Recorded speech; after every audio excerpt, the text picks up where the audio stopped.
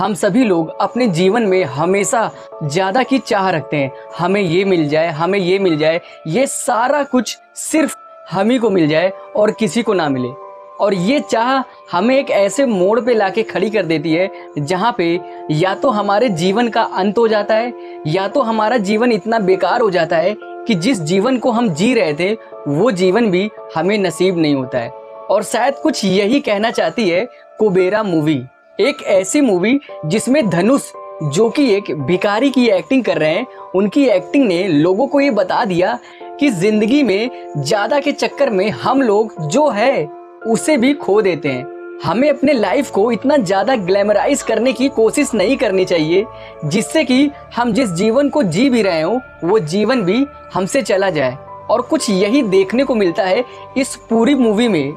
इस मूवी की शुरुआत जो कि एक बिजनेसमैन नीरज मित्रा से होती है, जो कि काफ़ी ज़्यादा लालची होता है। वो बस यही सोचता है कि ये जो सारा कुछ है वो मुझे मिल जाए और मैं भारत का सबसे रिचेस्ट पर्सन बन जाऊं। और उसकी यही सोच उसको ऐसे गड्ढे में ले जाती है जहां से उसकी हालात एक कूड़े में पड़े कुत्ते की तरह होती है।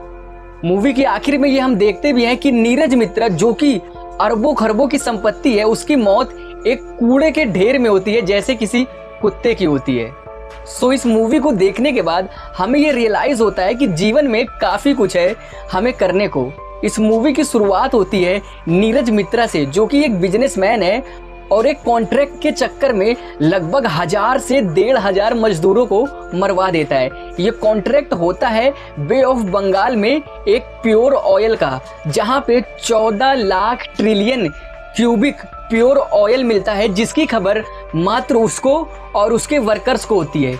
ये खबर पाने के बाद वो वहां पे एक ब्लास्ट कराता है और सैकड़ों लोग मर जाते हैं और नेता को ये कह देता है कि इस प्रोजेक्ट को अभी बंद करा दो और बाद में इस प्रोजेक्ट को मुझे दे देना। जो लोग मरे हैं उन्हें 20-20 लाख का मुआवजा देता है और उसके कुछ दिन बाद इस प्रोजेक्ट को अपने हाथ में लेने की कोशिश करता है। इसके लिए वो नेताओं को 1 लाख करोड़ रुपए की घूस देता है, जिसके बाद इस पैसे को देने के लिए वो दीपक को हायर करता है। दीपक यानी कि नागार्जुन, जो कि इस मूवी में एक सीबीआई ऑफिसर थे जिन्हें एक केस में फंसाकर जेल में डाल दिया जाता है। उनके ऊपर 10 साल की सजा होती है जिसके लिए वो जेल में बंद थे। इसके बाद नीरज मित्रा दीपक से मिलता है और उसे कहता है कि उसकी पुरानी जिंदगी मैं वापस दे सकता हूँ, लेकिन उसके लिए एक काम करना होगा। और वो काम ये होता है कि ये जो 1 लाख करोड़ रुपए है इसे उन नेताओं को देना है, वो भी बिना किसी रिस्क के। तो इसके लिए दीपक मान जाता है और उसके बाद दीपक इस 1 लाख करोड़ रुपए की रकम को देने में लग जाता है। वो नीरज से कहता है कि इस रुपए को हम 2 पार्ट में देंगे, 50,000 करोड़ जो कि ब्लैक में दिया जाएगा और 50,000 करोड़ जो कि व्हाइट में दिया जाएगा। इसके लिए दीपक को 4 ऐसे लोगों की जरूरत होती है जिन्हें कुछ पता ना हो, मतलब ना उन्हें लिखना आता हो, ना पढ़ना आता हो, ना किसी भी प्रकार का उन्हें सेंस हो। मतलब ऐसे लोग जो हमारे देश के लिए यूजलेस हो।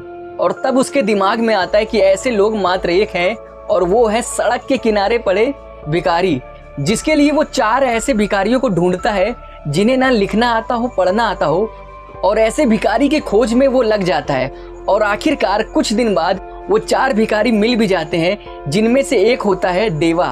देवा यानी कि अपना धनुष, जिसकी एक्टिंग ने लोगों के दिलों में आंसू ले आए, जिसकी एक्टिंग देख के लोग थिएटर में पागल हो गए और वो सोचने लगे कि क्या वाकई भिखारियों की जिंदगी ऐसी होती है।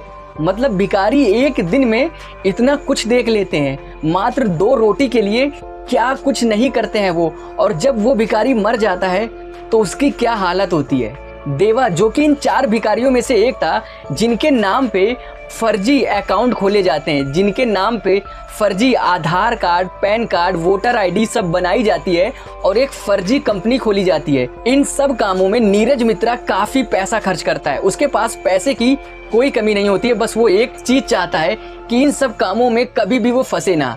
और कुछ ऐसा ही चलता रहता है। एक एक करके वो इन 4 भिखारियों के नाम पे फर्जी कंपनी खुलवाता है, रजिस्ट्रार को घूस देता है और एक एक करके इन सभी के अकाउंट से 10-10 हजार करोड़ रुपए इन नेताओं के पास पहुंच जाता है। और एकमात्र अब देवा ही बाकी रहता है जिसके अकाउंट से ये पैसा नहीं जाता है। लेकिन देवा को ये पता चल जाता है कि जब ये काम हो जाएगा तो उसको मार दिया जाएगा। देवा जाके कहता है कि दीपक सर, आप मुझसे ये 10,000 करोड़ रुपए ले लीजिए, बस मुझे मारिए मत, हम भिखारी हैं, हमें कुछ चाहिए नहीं, बस हमें अपना जीवन जीना है। जिसके बाद देवा तैयार हो जाता है कि हाँ, मैं अपने अकाउंट से ये सारे पैसे आपको दे दूंगा, लेकिन उसे ये डर रहता है कि ये मुझे मार देंगे। और आखिरकार वो इनको चकमा देकर भाग जाता है और उसके बाद लगातार ये लोग देवा की खोज में लग जाते हैं। उधर देवा जो इन लोगों से भागकर रास्ते पे भटक रहा होता है और उसी समय उनको मिलती हैं रश्मिका मंदाना, जो कि खुद घर से भागकर रेलवे स्टेशन पे बैठी होती हैं और इसके बाद ये लगातार देवा की हेल्प करती हैं। देवा मुंबई में लगातार भटकता रहता है। ऐसे चलते चलते आखिरकार देवा को ये समझ आ जाता है कि जब तक मैं इनके हाथ में नहीं आऊँगा तब तक ये मेरी खोज में लगे रहेंगे। एक इंस्पेक्टर के द्वारा इसे बताया जाता है कि तुम्हारे पास करोड़ों करोड़ों रुपए हैं, जिसके चक्कर में वो लगातार तुम्हें ढूंढेंगे और जब तक उन्हें ये पैसा मिल नहीं जाता तब तक वो तुम्हें छोड़ेंगे नहीं। ऐसा करने के बाद वो खुद दीपक सर को फ़ोन लगाता है और कहता है, सर आप ये पैसा ले लीजिए लेकिन मुझे छोड़ दीजिए।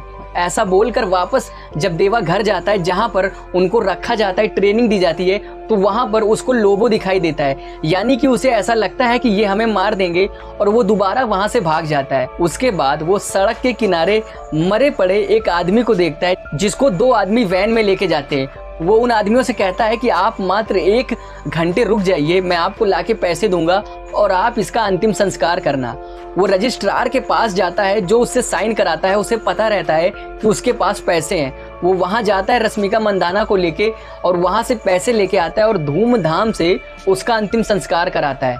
और उसके बाद वो वापस से दीपक को फ़ोन करता है और अब तक दीपक को भी ये पता चल जाता है कि मैंने गलत किया, अपने स्वार्थ के चक्कर में मैंने कितने लोगों को मरवा दिया। इसके बाद दीपक वो सारे सबूत इकट्ठा करता है जो नीरज मित्रा के खिलाफ थे और उन सारे सबूतों को एक लॉकर में सेव कर देता है। उधर दोबारा से देवा फ़ोन करता है और दीपक को कहता है कि आप अगर एक बार खुशबू से मेरी बात करा दो तो मैं ये सारे पैसे आपको दे दूंगा। उसे लगता है कि खुशबू मर गई है, लेकिन वापस से दीपक ये विश्वास दिलाता है कि खुशबू मरी नहीं है और वो खुशबू से देवा को मिलवाता भी है। इसके बाद देवा को भरोसा हो जाता है कि दीपक सर अभी भी सच्चे हैं और मैं उन पे भरोसा कर सकता हूँ। जिसके बाद यहाँ पर नीरज मित्रा के गुंडे आ जाते हैं जिनसे देवा और खुशबू को बचाने के चक्कर में दीपक इस लड़ाई में मारा जाता है। और उसके बाद देवा दीपक के मोबाइल से नीरज मित्रा को फ़ोन करता है और वो कहता है कि मैं सारे सबूत आपको दे दूंगा, लेकिन मात्र 1 दिन के लिए आप भिखारी बन के देखिए। उसके बाद नीरज मित्रा 1 दिन के लिए भिखारी बनता है और उसे ये एहसास दिलाता है कि हम भिखारी मात्र 10 रुपए के चक्कर में दूसरों को भगवान मान लेते हैं। वो नीरज मित्रा को ये बताता है कि हमें आपके पैसे नहीं चाहिए, हमें मात्र अपना जीवन जीना है, आप हमें मारिए मत। इस सीन के दौरान नीरज मित्रा लगातार देवा को मारता है और अपने बचाव के चक्कर में वो नीरज मित्रा का गला रेत देता है, जिसके बाद नीरज मित्रा की मौत हो जाती है और इस मूवी की कहानी वहीं से ख़त्म हो जाती है।